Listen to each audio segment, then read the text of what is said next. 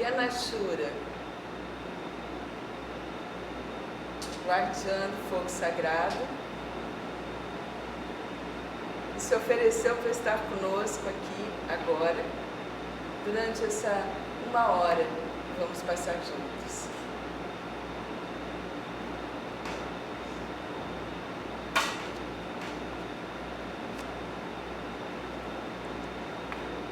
Yanashura abre o campo de energia para atrair a fartura, a abundância e a prosperidade.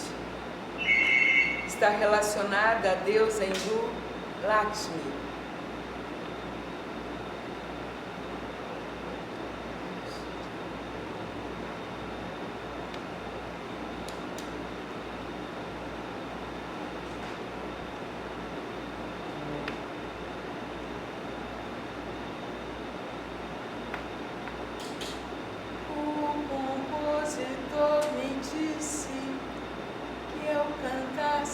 Distraidamente essa canção,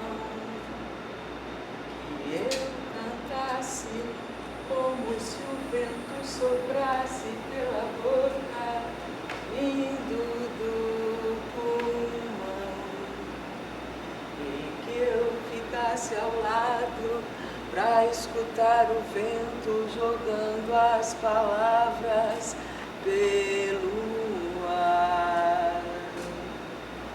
O compositor me disse que eu cantasse ligada no vento, sem ligar pras coisas que ele quis dizer, que eu não pensasse em mim nem em você, que eu cantasse distraidamente como bate o coração, e que eu parasse aqui assim.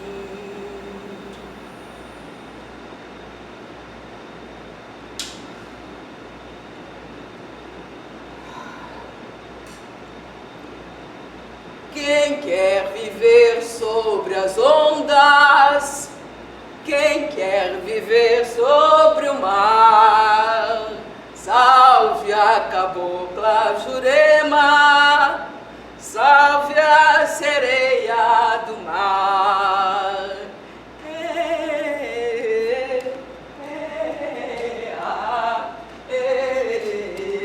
Andira.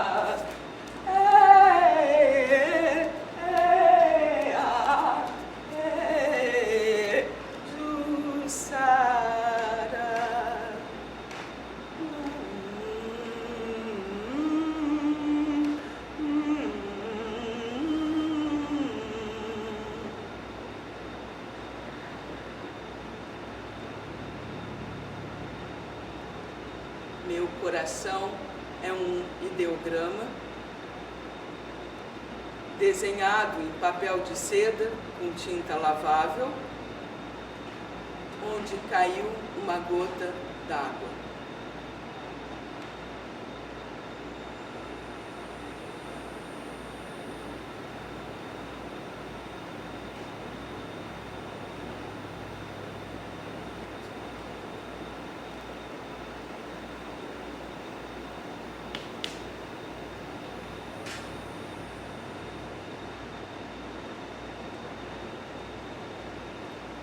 Pombos na praça.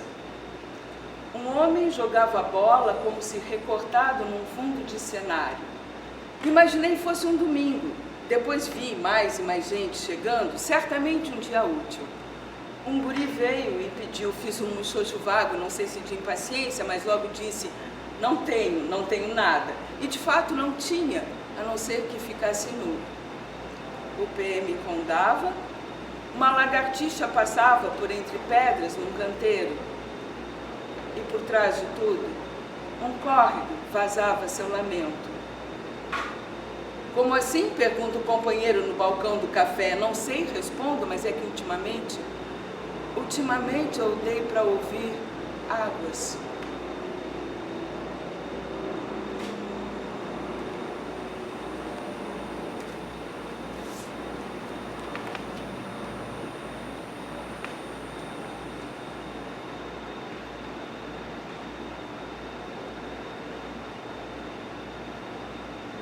Na primeira noite, sonhei que o navio começara a afundar. As pessoas corriam desorientadas de um lado para outro sem me dar atenção. Finalmente consegui segurar o braço de um marinheiro e disse-lhe que não sabia nadar. O marinheiro sacudindo os ombros: ou você aprende ou morre. Acordei quando a água alcançou meus tornozelos. Na segunda noite, sonhei que o navio continuava afundando. As pessoas corriam, o marinheiro repetindo que ou eu aprendia a nadar ou morria. Quando a água chegou na minha cintura, pensei que talvez eu pudesse aprender a nadar, mas acordei antes. Na terceira noite, o navio afundou.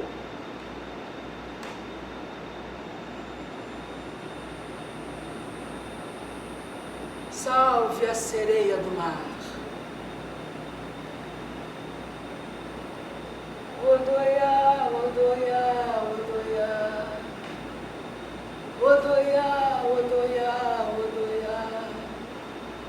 Odoiá, odoiá, odoiá. Odoiá, odoiá, odoiá. Odociaba.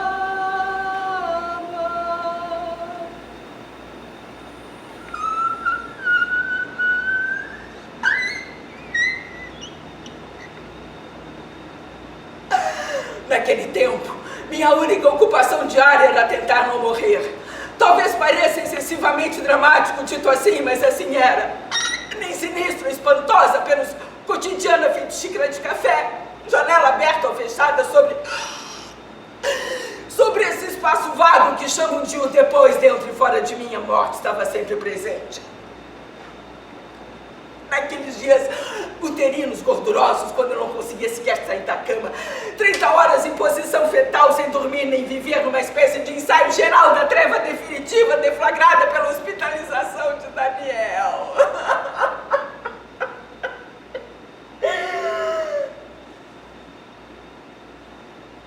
Pouco mais de 40 quilos, nódulos púrpuras espalhados pelo novo corpo quase de criança, onde do antigo estavam apenas os enormes olhos verdes.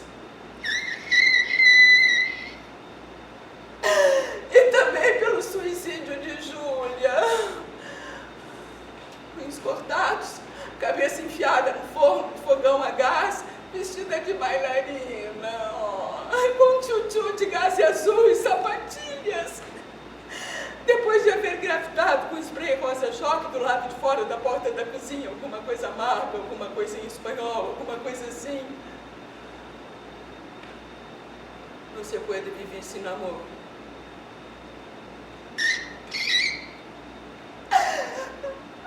Daquele tempo nem tão distante, daqueles dias que às vezes duram 2, às vezes 200 horas, restou essa sensação de que, como eles, também me vou tombando na boca de um vulcão aberto, sem tempo nem fôlego para repetir como numa justificativa oração ao mantra, enquanto caio sem salvação no fogo que é verdade.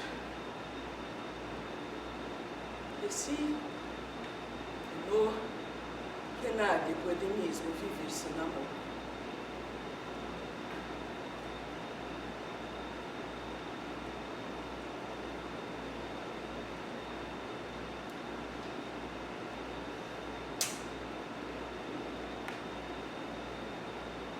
Quando passo, às vezes, por aquela esquina, espio sempre a outra rua atrás da igreja. Mesmo sem querer, sem saber claro o que sinto, lembro daquela tarde em que fui visitá-lo pela última vez e depois voltei caminhando por aquela rua de árvores tão altas que as suas copas se encontram lá no alto, formando como um túnel redondo, irregular, pensando em coisas que nem lembro mais. Quando passo por ali assim, rapidamente, penso se não deveria retomar essa rua, essa caminhada sem ele agora, para numa manhã, tarde ou noite quaisquer, refazer o percurso inverso até a casa dele, onde nem mora mais. E parado naquela esquina feito espião, contemplar a varanda do 10º andar, onde costumávamos nos debruçar abraçados, para contemplar a rua lá embaixo, sendo aos poucos cobertas pelas sombras da tarde, furando o copatuno das árvores, as sombras que se espalham aos poucos pelo asfalto quente do verão já passado, as sombras, enfim.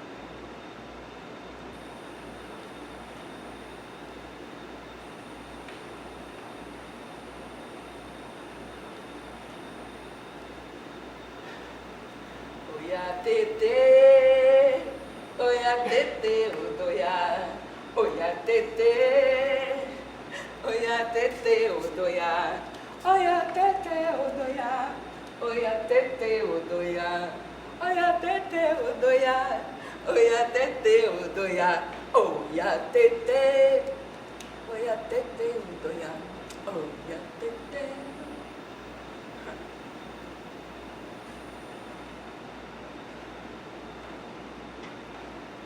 Fotografias. Gladys, 18 por 24. Sou uma loira trintona e gostosa. 18 por 24, como se dizia antigamente. Mas só repito essas expressões comigo mesma, aprendi que a gente entrega o tempo com lembranças assim. Porque além de trintona e gostosa, sou moderna e extrovertida. Daquelas louras que permanecem até o fim ou depois de qualquer coquetel, e há tantos coquetéis e tantos, principalmente depois de coquetéis na minha vida. Sempre repito ao espelho, passando as mãos bem tratadas de longas unhas se clamem, pelas fartas curvas perigosas da carne opulenta que Deus me deu, e só Ele sabe a quantas duras penas mantenho firme e fresca. Com as minhas impecáveis unhas se clamem, bato veloz na minha IBM de secretária eficientíssima, coluna bem ereta, para realçar o arrogante relevo do busto que já mereceu, em idos tempos, a disputada faixa de Miss Suéter. Não fui jamais uma loira óbvia demais, embora esteja toda de mim.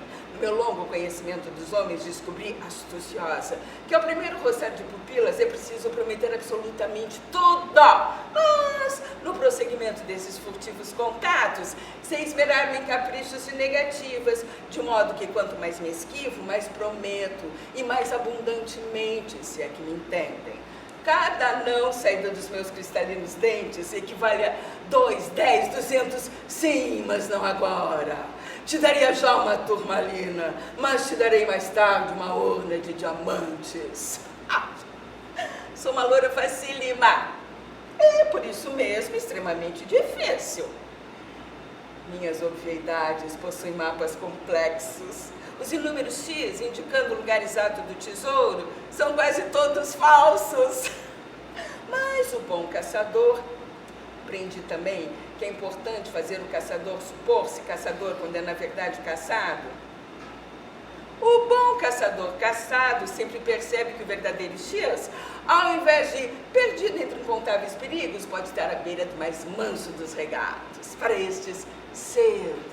Para estes, quase sem hesitar, escancaro minhas coxas de cetim e sou guia experiente nos passos que conduzem aos segredos da minha licorosa caverna. Há 2 semanas, uma cigana leu a palma da minha mão. 2 amores, apontou um já vivido. E logo lembrei daquele inábil escoteiro que em tempos imemoriais permite que ensaiasse em minha exuberante geografia seus hesitantes primeiros passos. E após 36 meses de proveitosa aprendizagem, consenti que partisse, disseminando por outras paragens toda a sabedoria que, com trágica paciência e dilacerada alegria, permiti que de mim extirpasse, pois sempre soube ser eu, loura febril, apenas a primeira. Jamais a para sempre, a escolhida do seu esplêndido ventre juvenil. E outro em breve por chegar. Ele, o grande descobridor, o tão sabido que nada terei a ensinar. Seremos interminável troca de prazeres, línguas divididas na volúpia, corpos ensandecidos nos gestos mais furiosos e mais amenos, entre suores, líquidos, secreções de líquidos abundantes como cachoeiras tropicais, 7 quedas, 7 orgasmos terei eu de cada vez que me engolfe em sua ejaculação amazônica. É quando odeio a cigana por ter me enlouquecido assim. Custa dormir envolta em ódio, os dedos arquitetando delícias nos lábios mais recônditos. Mas a cada nova manhã, não deixo de considerar o noturno coquetel. E enquanto escovo com infinito cuidado meus louros cabelos, sempre penso que pode ser hoje. E é tão luminosa que enfrento o dia, que apesar das sombras das madrugadas, os que me veem passar, soberba e apocalíptica, pisando ereta no topo dos saltos, devem pensar qualquer coisa assim. Lá vai uma loura trintona e gostosa, ao certeiro encontro do seu grande descobridor.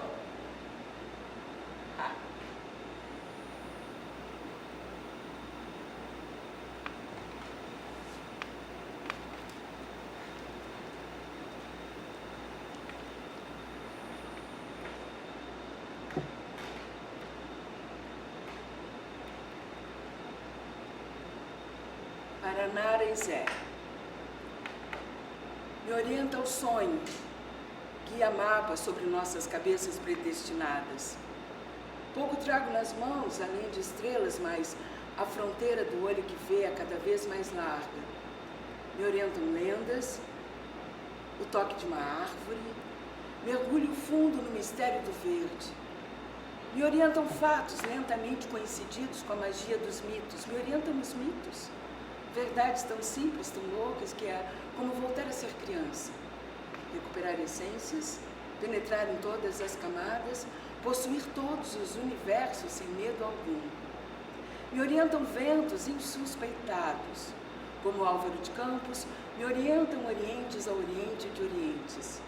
Me orientam verdades tão certas que calo e estendo os braços, como a árvore estende os frutos para quem tem mãos.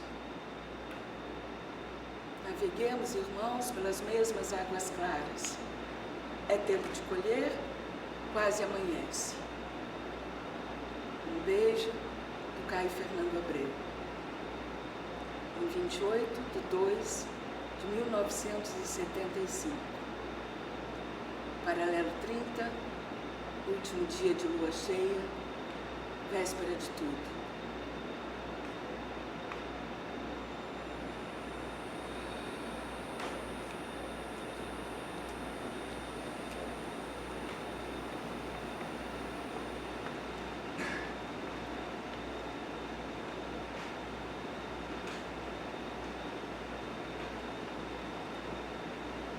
Fotografias. Liege 3x4. Sou morena e magrinha. Meu pequeno coração foi gestado numa áspera charneca. Tivesse nascido há 100 anos, me fanaria em rendas brancas e hemoptises escarlates, envolta em penumbras que amainassem o contorno das coisas. Frente ao espelho, é com recato que tranço meus longos cabelos, os dedos de unhas ruídas acariciam o rosto das olheiras, herança de solitárias insônias. De homens e malícias pouco sei, não ofereço perigo algum. Sou quieta como folha de outono esquecida entre as páginas de um livro. Meus gestos, minhas palavras são magrinhos como eu. Uma carícia minha, se porventura fizesse, seria tão branda quanto a brisa da tardezinha. Nas páginas que datilografo como secretária, meus chefes jamais encontraram uma rasura, uma violação de margem. Isso é tudo.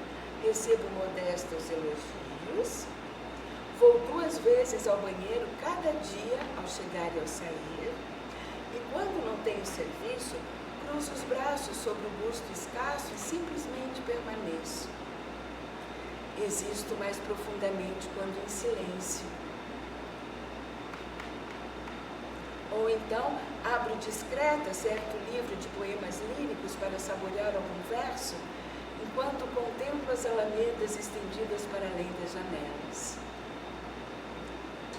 Mas desde que há 2 semanas uma cigana decifrou as fracas linhas da palma da minha mão, pouco sossego encontro no meu próprio sossego. 2 amores, afirmou, um já vivido. E logo lembrei daquele sôfrego estudante que depositou sua gosma gelada entre minhas coxas virginais contra um muro descascado numa sépia tarde outonícia. Até a chegada das próximas regras, temi que houvesse plantado sua brutal semente dentro de mim. De cada vez que fechava os olhos, voltava a sentir seu bafo de fera no cio contra o meu colo, as pedras do muro ferindo minhas espáduas, a corrida vergonhosa com as meias desabando, os inúmeros banhos, todos os perfumes, sabonetes, colônias, essências que passei pelo corpo para arrancar da minha pele aquele cheiro descarado de animal. Mas até hoje o cheiro persiste. Embora na chegada do fluxo tenha me embriagado feito demente naquele sangue que assegurava a permanência da minha pureza, deixei-me sangrar livremente por várias horas, encharcando roupas íntimas e lençóis até ter a certeza de que nem a mais ínfima gota do líquido vital daquele selvagem havia maculado minhas entranhas. E outro em breve por chegar. Desde então, o desconheço. Abreviaram-se as idas ao banheiro para molhar os punhos e o lóbulo das orelhas. Surpreendo-me a odiar minhas próprias tranças, a mancha roxa sob os olhos. Mal posso conter o susto investigando o porte de cada homem que se aproxima em cada esquina que dobro. Nos ônibus que apanho para ir e vir, sinto que busco e me detesto por essa inquietude ardida, por essa coisa que se alvoroça e me surpreende incontrolável, alucinada. É então que mergulho em banhos gelados no meio da noite para apaziguar a carne incompreensível, fremente qual Teresa d'Ávila, afogada entre lençóis, as palavras da cigana me embalando, feito cantiga de lunar. Imagino se não é o próprio Senhor esse que se aproxima e desconheço. Ninguém suspeita do meu segredo. Caminho severa pelas calçadas, olhos baixos para que minha sede não transpareça. Sou tão morena e tão magrinha que ninguém me adivinha como tenho andado. Castamente cinzelada, no topo deste morro onde os ventos não cessam de uivar, tendo entre as mãos, como quem segura lírios maduros do campo, uma espera tão reluzente que já é certeza. Oh, Senhor!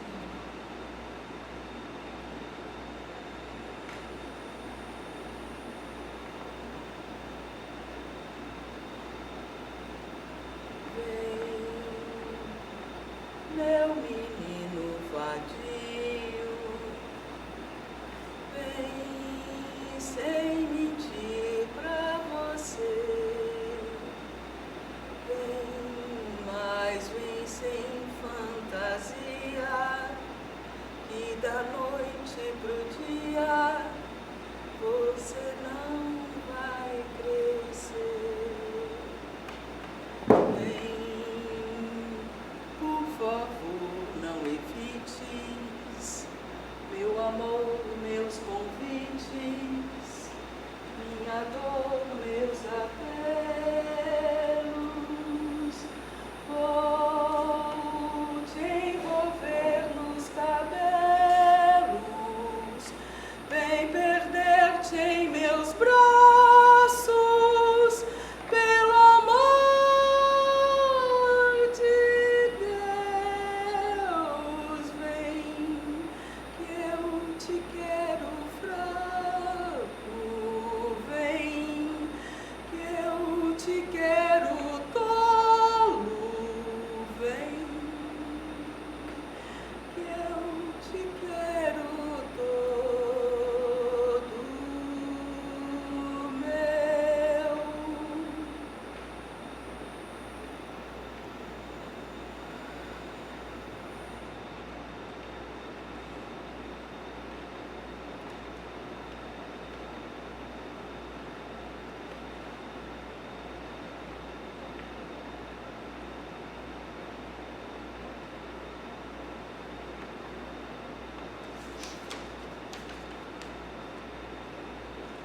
Londres, 7 de março de 1991. Nara querida, meia culpa, por mera atrapalhação, atrolho, como se diz no Rio Grande do Sul, não mandei antes autorização para sua montagem dos morangos mofados. Aí vai com meses de atraso, mas espero de coração que não o bastante para atrapalhar seus planos. Li a adaptação e gostei. Meu único medo, velho medo, é de que tudo possa soar depressivo demais. Não quero, nunca quis, um trabalho que possa desestimular as pessoas de viver, sei que você me entende.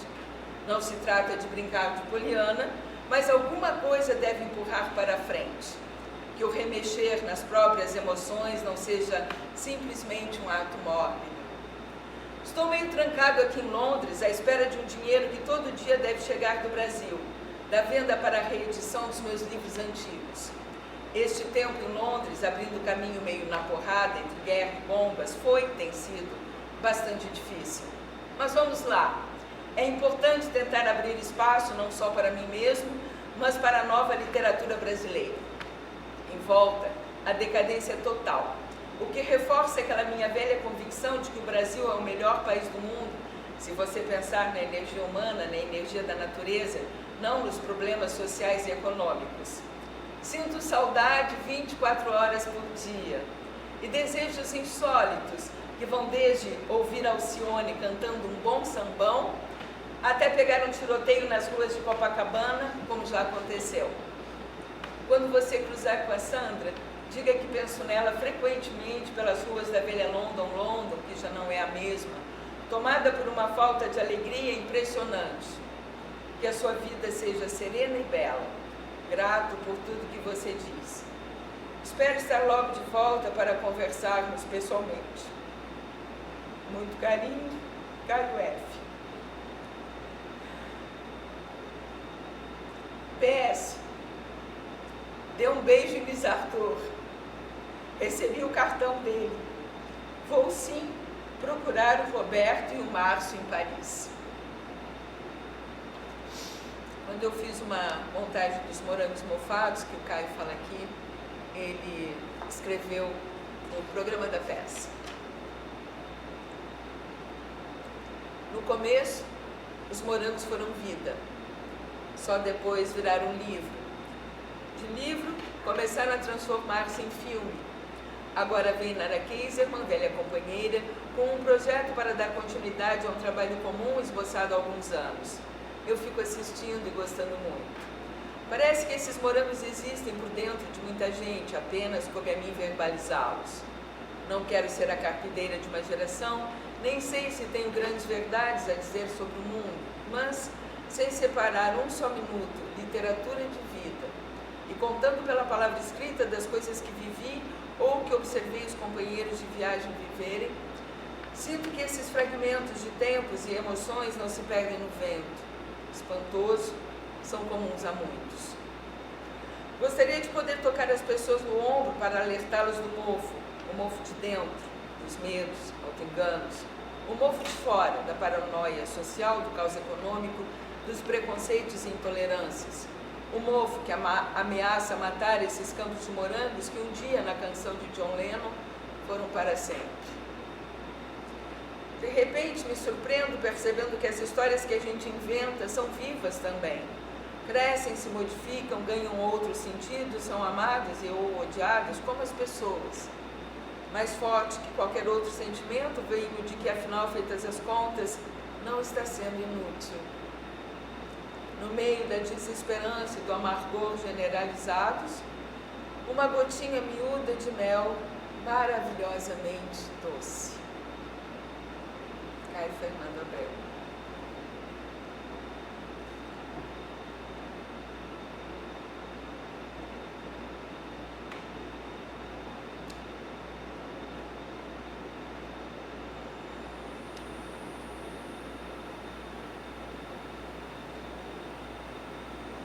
Oxalá, meu Pai, tem pena de nós, tem dó. As voltas do mundo é grande, teu poder é bem maior. Oxalá, meu Pai, tem pena de nós, tem dó. As voltas do mundo é grande, teu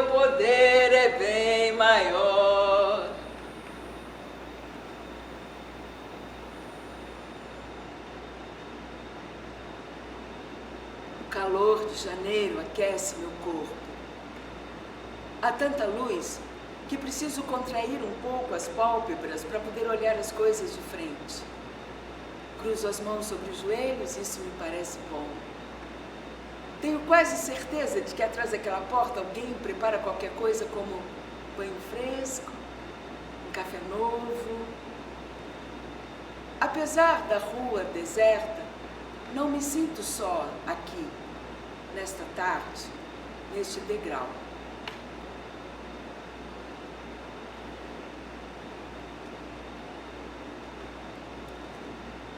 Acendo o incenso, a vela, jogo o sal marinho nos 4 cantos, a toalha branca, a água.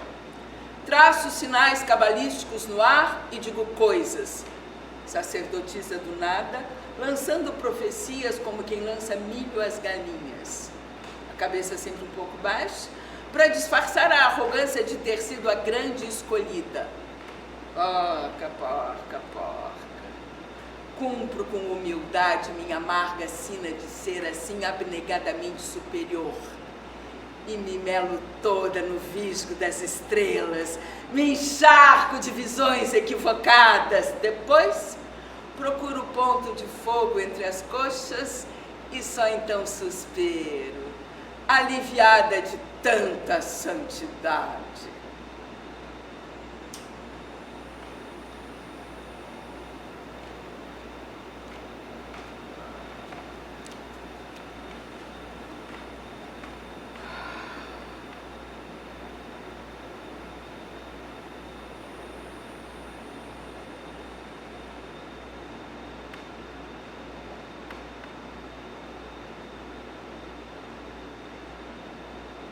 Como era bonito lá. A gente sentava embaixo da figueira e ficava vendo o sol se pôr atrás do morro. A casa era branca e fresca. A gente via o rio de um lado e o morro do outro. Foi numa dessas tardes que a gente viu o trem. Aí a gente parou de conversar. Ficou todo mundo olhando. Assim, de longe, o trem parecia tão pequenininho, quase uma centopeia na encosta daquele morro grande, o sol se pondo atrás. Um tempo depois vieram as casas e a fábrica de cimento. O povo da vila dizia que era bom, que agora todo mundo ia ter trabalho e ganhar bastante dinheiro. Mas a fábrica soltava uma fumaça branca e, com o tempo, as plantas murcharam, os peixes morreram e a terra não dava mais nada. A terra foi ficando tão imprestável e as cercas se aproximando tanto que Clodomiro, meu filho mais velho, resolveu vender tudo para a gente se mudar para Canoas. Eu não queria. Eu achava bonito lá. Eu acho que se a velha não tivesse morrido, ele não tinha vendido. Mas ele vendeu e a gente se mudou para Canoas. Ele dizia que a gente ia morar numa casinha que nem a outra e que eu ia poder plantar no pátio. Mas aquele pátio tinha tanta pedra que nem urtiga nascia lá. Eu fui ficando triste. De noite eu já não conseguia nem dormir. Ficava andando do quarto para a sala, da sala para a cozinha, da cozinha para o banheiro, pensando na figueira e nas coisas que a gente conversava debaixo dela. Então eu falava comigo mesma e repetia assim: como era bonito lá, como era bonito lá. Minha nora reclamava, dizia que não era bom para as crianças, e os vizinhos cochichavam quando eu saía no portão. Eu fui ficando cada vez mais triste, já não comia nem dormia. Minha nora reclamava cada vez mais, dizia que eu parecia um bicho numa jaula. E eu só suspirava e repetia: como era bonito lá, como era bonito lá. Aí, um dia, eles disseram que eu estava louco. Me botaram numa camisa de força e me trouxeram para o hospício.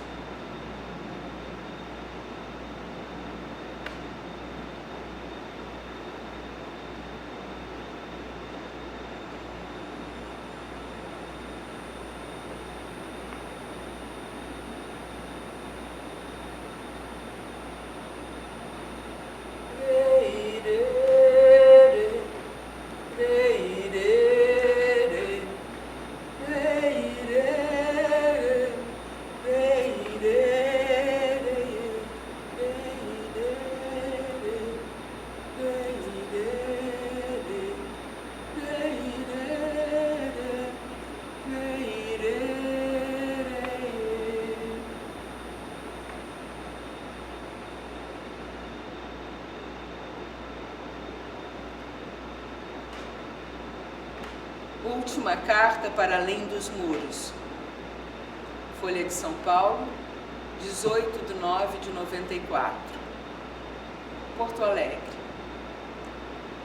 Imagino que você tenha achado as duas últimas cartas obscuras, enigmáticas, como aquelas dos almanaques de antigamente. Gosto muito do mistério, mas mais ainda da verdade. E por achar que esta lhe é superior, escrevo agora sim, mais claramente. Não sinto culpa, vergonha ou medo. Voltei da Europa em junho, me sentindo doente. Febre, suores, perda de peso, manchas pelo corpo. Procurei o médico e à revelia dele fiz o teste, aquele. Depois de uma semana de espera agoniada, o resultado. HIV positivo.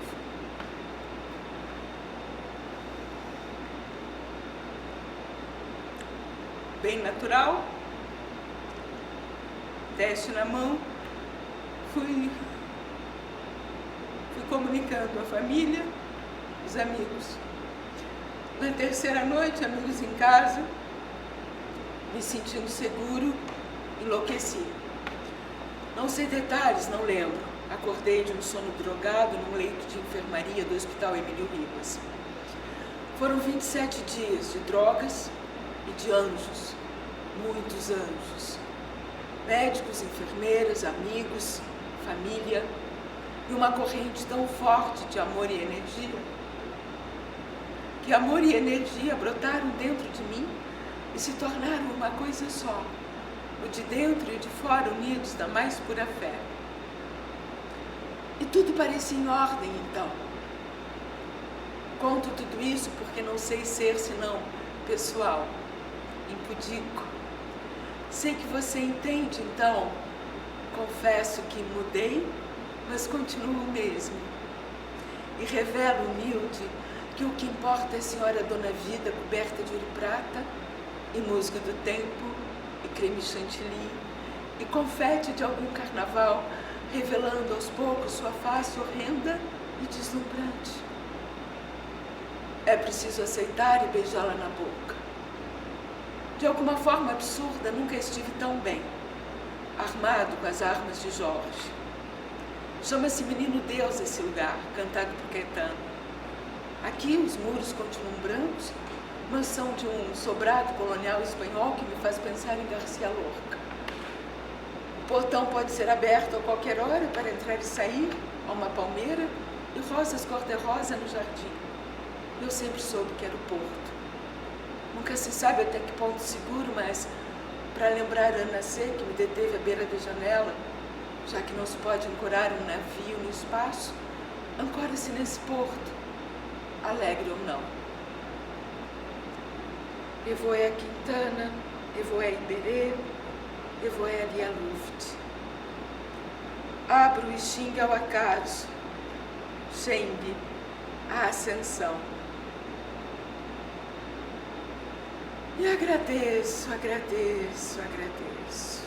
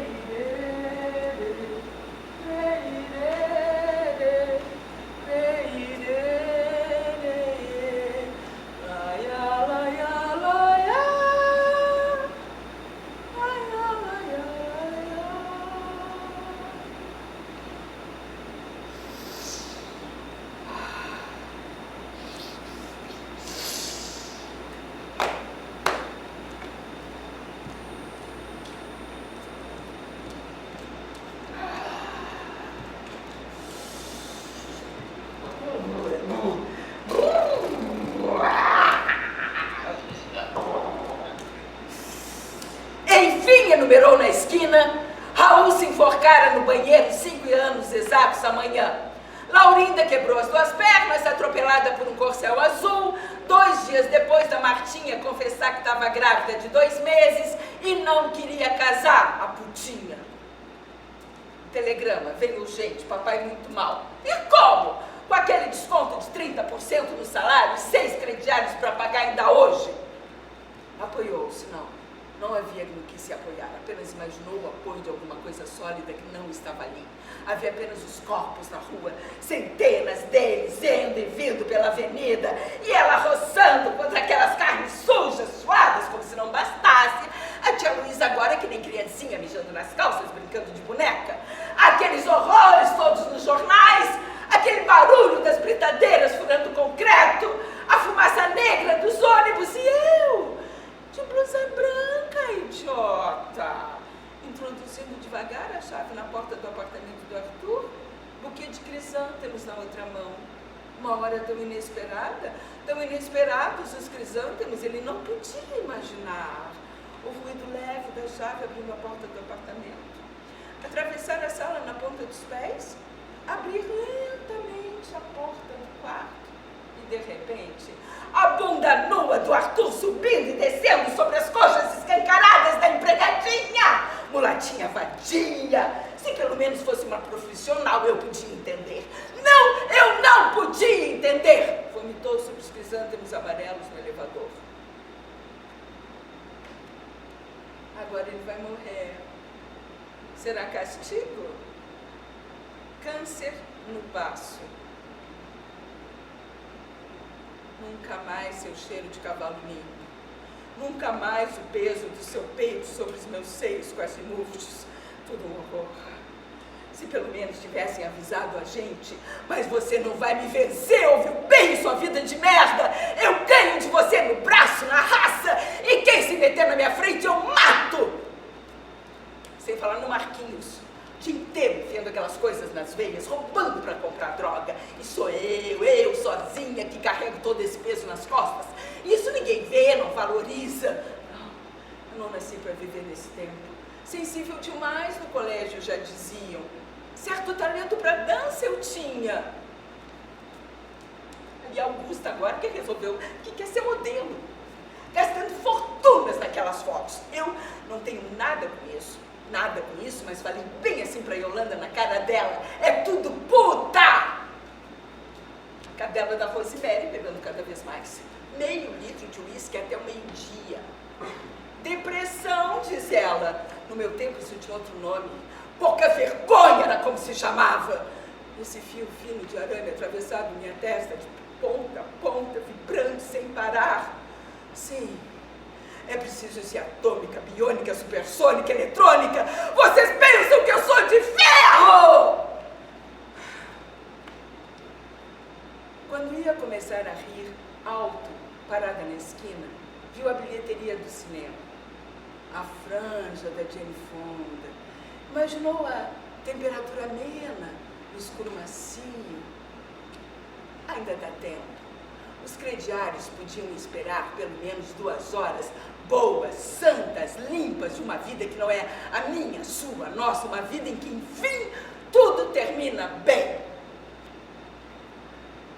Foi então que a menininha segurou seu braço pedindo: um troquinho, pelo amor de Deus, pro meu irmãozinho que está no hospital desenganado, pra minha mãezinha que está entrevada em casa, tia. Ela disse: não tenho, crispando as unhas contra a alça da bolsa, com a outra mão puxando o ingresso do outro lado do viso da bilheteria. A menina insistia: um troquinho, pelo amor de Deus, pro meu irmãozinho, pra minha mãezinha, uma moça tão bonita, tão perfumada, tia. Não tenho, ela repetiu, e de novo, não tenho. Mas a menina não parava de olhar o troco, pedindo: 50 centavinhos, pelo amor de Deus. Uma moça tão bonita, eu tô com tanta fome, tia. Pro meu irmãozinho que tá no hospital desenganado, pra minha mãezinha que tá entrevada na cama, tia, eu que cuido. Não tenho, porra! E foi tentando andar em direção à porta do cinema. Não enche o saco, caralho, e não me chama de tia! Mas a menina não soltava seu braço. Assim, ela tentando andar em direção à porta do cinema e, sem querer, arrastando a menina que não parava de pedir. Então, ela sacudiu o braço com força, como quem quer se livrar de um bicho, uma coisa nojenta, grudada. Então a menina cravou as unhas com toda a força no seu braço, gritando bem alto, todo mundo ouviu. Apesar dos carros, dos ônibus, das britadeiras, dos camelôs, a menina gritou: "Sua puta! Sua vaca, rica fudida, vai morrer toda podre!" Tão exato, inesperado, perfeito. Mais contração que gesto, mais reflexo que movimento. Ela ergueu a perna direita e, com o joelho pelo estômago, jogou a menina contra a parede. A menina escorregou, gritando: "Filha da puta! Vaca fudida! Vai morrer toda podre!" Esse fio fino de arame atravessado na minha testa como uma coroa de espinhos. Certeira, com a ponta fina da bota, ela acertou várias vezes nas pernas da menina caída. Alonga, contrai, bate e volta, alonga, contrai, bate e volta, contrai, bate e volta. Certo talento para dança ela tinha. Não esperou pelo sangue. Com os cotovelos foi afastando as pessoas, o tempo exato de comprar um pacote de pipocas e de ver refletido no espelho da sala de espera a cara de uma mulher quase velha, cabelos empapados de suor, fundas olheiras, as unhas crispadas contra a alça da bolsa. Afundou na poltrona sem horror, no momento em que as luzes começavam a diminuir. Apertou a bolsa contra o colo, com as unhas puxou para baixo a gola alta da blusa arranhando o pescoço. Cheiro de bicho, meu cheiro de bicho brotando dos seios quase murchos. É tudo um horror. Foi então que ela sentiu o toque macio de uma perna se estendendo da poltrona ao lado. Tentou prestar atenção nas imagens. Que boca, meu Deus, tem a Jane Fonda. Pensou em mudar de lugar, mas tão cansada, no oceano de paz. Antes de decidir, ainda arriscou um olho para o nariz poderoso do macho ao lado, desenhado no escuro, e suspirou mole. Por que não? Ninguém vai saber. Cadela gorda no cio, afundando cada vez mais na poltrona, a boca cheia de pipocas. Pouco antes de abrir bem as pernas, para que os dedos dele subissem pelas coxas, bem devagar para não assustá-lo, ainda esfregou as palmas secas das mãos uma contra a outra, tão ásperas, uma lixa. Que pele, meu Deus, tem a Jane Fonda. Minhas olheiras tão fundas, pensou, acariciando o próprio rosto, enquanto o dedo dele entrava mais fundo. Tão fundas que decidiu: eu mereço. Dane-se os crediários. Assim que eu sair daqui, eu vou comprar um bom creme hidratante.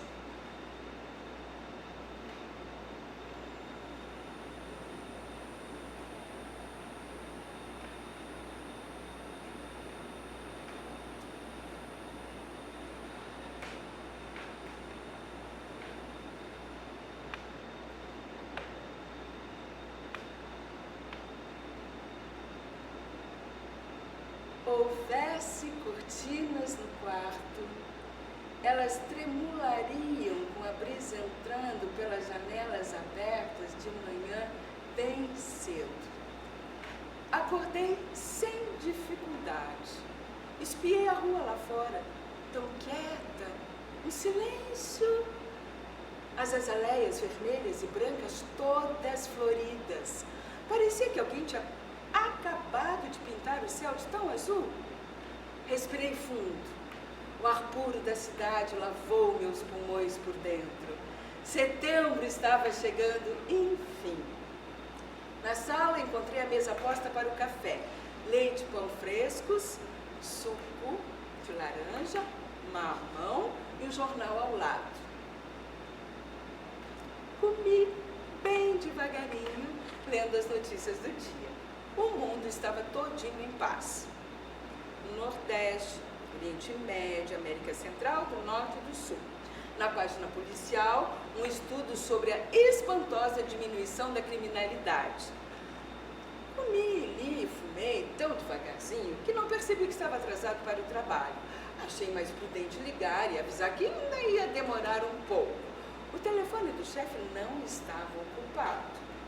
Quando ele atendeu, eu comecei a contar uma história meio longa demais, meio confusa demais. E só quando ele repetiu pela terceira vez, calma, calma, calma, foi que eu parei de falar. Então ele disse que tinha acabado de sair de uma reunião com os patrões, onde tinham resolvido que o meu trabalho era tão bom, mas tão bom, que eu não precisava mais ir lá. Bastava passar todo final de mês para receber o meu salário, que, aliás, havia sido triplicado. Desliguei o telefone um pouco confuso. Quer dizer que eu podia voltar para o meu livro? A empregada, discreta e silenciosa, como sempre, havia tirado a mesa do café. Sobre ela agora, uma toalha de renda branca e rosas cor de chá, aquelas que o Sun mais gosta.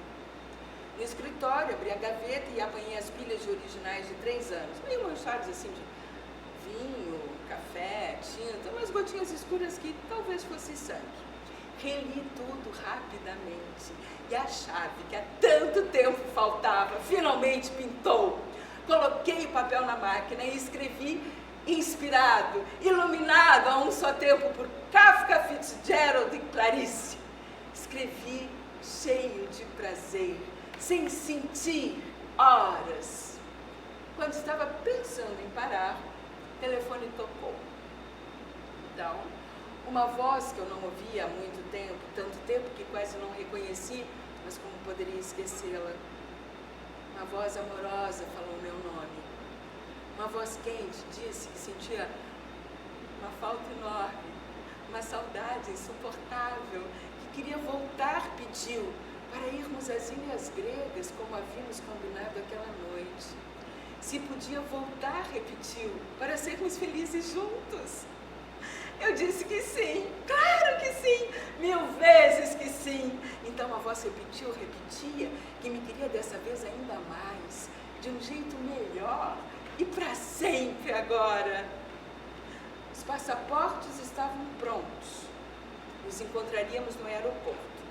São Paulo, Roma, Atenas, então, Tinos, Delos, Patmos. Leve seu livro, ele disse. Não esqueça suas partituras, falei. Olhei ao redor. A empregada havia colocado para tocar a Sagração da Primavera e minha mala estava pronta. Apanhei os originais, a gabardine, o chapéu, a mala, desci para a limousine que me aguardava e embarquei rumo a PS. Andaram dizendo que as minhas crônicas estavam muito tristes, então eu escrevi essa, para variar. Pois, como já dizia Cecília Mia Farrow em Rosa Púrpura do Cairo, encontrei o amor. Ele não é real, mas o que se há de fazer? Não se pode ter tudo na vida. Começo a sorrir, imperceptível. Caio Fernando Abreu morreu em Porto Alegre, no dia 25 de fevereiro de 1996, às 13h10, um domingo. Eu quero ir para casa. Pai, me leva para casa. Foram suas últimas palavras.